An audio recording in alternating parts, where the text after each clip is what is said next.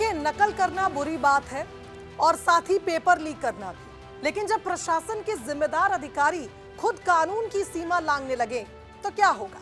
मध्य प्रदेश के भिंड जिले में एक ऐसी ही चौंकाने वाली घटना सामने आई है, जहां डीएम साहब को जब पता चला कि एग्जाम पेपर लीक हो गया है तो वो अपना आपा खो बैठे।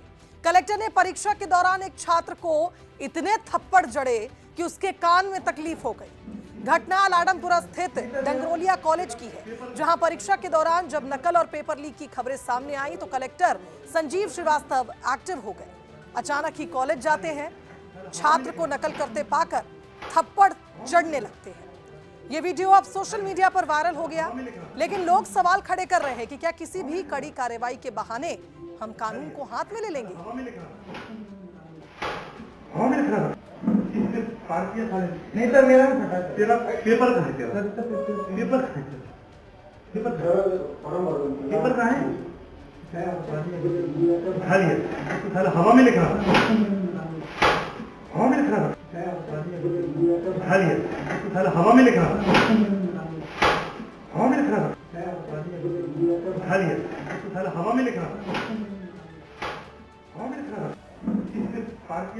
नहीं सर, मेरा नहीं फटा। तेरा सर, मैं टॉयलेट के लिए चला गया था तो पहले मेरा एक वो क्वेश्चन पेपर था मेरे टेबल पे रख कर गया था। तो मैं जब टॉयलेट से वापस आया तो मेरा क्वेश्चन पेपर टेबल पर नहीं था। मैंने सर से बोला, इतने में कलेक्टर साहब का आना हुआ अचानक, तो वो सर भी शांत हो गए। तो सर का शांत हुआ तो वो कलेक्टर साहब चेकिंग करने लगे तो एक बच्चे के पास डबल क्वेश्चन पेपर निकल गए थे, तो उसको ले जाकर ऑफिस में बैठा दिया। और फिर मेरे पास, मैं सेकंड टेबल पे बैठा था तो मेरे पास क्वेश्चन पेपर नहीं था।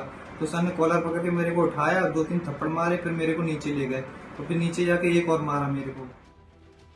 तो थप्पड़ कांड पर अब सवाल खड़े होते हैं। पहला सवाल तो यही है कि किस अधिकार से कलेक्टर ने छात्र को थप्पड़ मारा। दूसरा सवाल, छात्र के कान में तकलीफ हुई तो इसका इलाज कौन कराएगा। क्या कलेक्टर साहब अब हॉस्पिटल की फीस देंगे। वीडियो वायरल होने तक कार्रवाई क्यों नहीं हुई। अगर पेपर लीक था तो दोषी कौन, छात्र या फिर यह सिस्टम।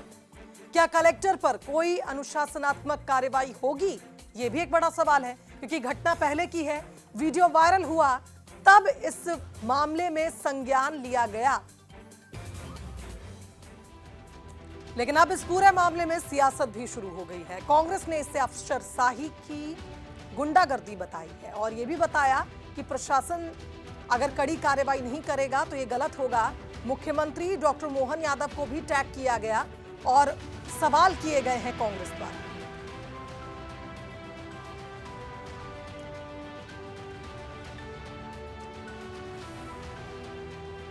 लॉ एंड ऑर्डर है जिस प्रकार से बिगड़ा हुआ है पूरे प्रदेश में, अभी आपने भिंड की 2 घटनाएं देखी, इसके अलावा भी पूरे प्रदेश में जिस प्रकार से लॉ एंड ऑर्डर बिगड़ चुका है, इन सब के ऊपर भी चर्चा की जाएगी।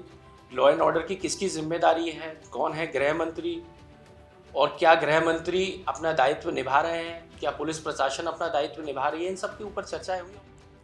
और अब